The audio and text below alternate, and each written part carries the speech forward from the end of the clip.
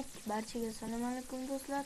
Sizlar bilan men ovozdagi pishillash balandlashganiga e'tibor bermang.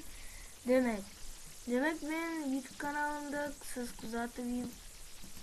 kuzatib yurganda men dasturlayotgan ishlarimni sizlar guvohi bo'ldingiz albatta. Va keyin bu qanday amalga oshiriladi, shu kabi narsalarni tushunmaganga o'xshaysiz. Shuning uchun men tushuntirib ketaman. Birinchi o'rinda HTML deb qidirib olamiz. Meni qidirilgan.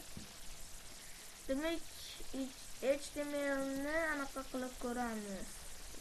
Wikipediadan anaqa qilib ko'ramiz va HTML ni sizlarga o'rgataman. Demak, HTML ni ko'rinishi mana bu sichqoncha mana dumaloq aylanyapti. Mana shunga o'xshaydi. HTML bu shunaqa zo'r narsa, unda image, input, form elementlari, yozuvlar, har xil u anaqa qiladigan narsalar bor. Ya'ni bu HTML kirgan veb-saytingizni skeleti hisoblanadi. Demak, men bunda sizlarga nimani misol qilib ko'rsatsam bo'ladi. Demak, kelinglar Zoom Market deylik. Demak, Zoom Marketning shaxsiy saytiga kiramiz.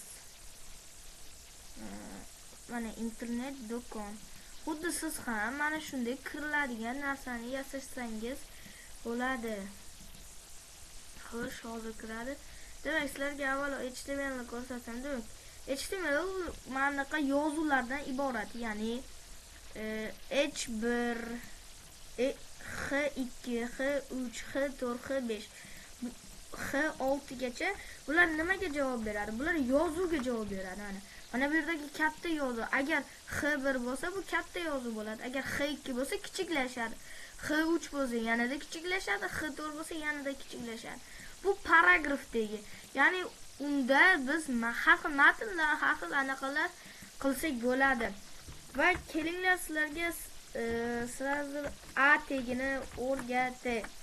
A tegi ham oddiy matnlar, ammo asosan linklar uchun chiqarilgan.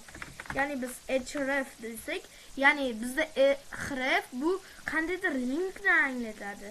Agar biz reshovka belgisini qo'yib qo'ysak, mana bunday narsa chiqadi. Hozirda biz bunga kirsak ishlamaydi, chunki nimaga desangiz, chunki biz keyinchalik katta dasturlar yaratayotganimizda bizda anaqa bo'ladi. Demak, men sizlarga Zoom Marketni tanishtirsam, ya'ni dasturlashda bu bizda karusel, ya'ni rasmlarni bunday qilib aylantirib turadi. Bu esa navbat, ya'ni savat, saqlanganlar, kirish, mahsulotlar qidirish, katalog, Zoom Market bular navbat. Mana bu demak, mana bu hafta to'lovlar, qishki kolleksiyalar degan joylari bu header hisoblanadi. Ya'ni mana bu yerlar. Bular esa divlar, ya'ni HTML dagi divlar. Va unga style, CSS, bootstrap, JavaScript qo'shilsa, ular mana bunday ko'rinishga anaqa qiladi. Ishonavering.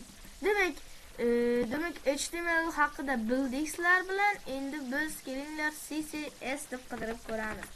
CSS mana shunday bo'ladi. Ya'ni bizda CSS nima qiladi? CSS bu veb saytimizda ko'rinishiga qaraydi. Juda ham zo'r ko'rinishlar beradi. Oppoq mana bunday divlar, rasmlar hammasiga javob beradi Style CSS. Style CSS alohida Style CSS anaqasiga yoziladi yoki mana bunday head joydan keyin style deb yozsak,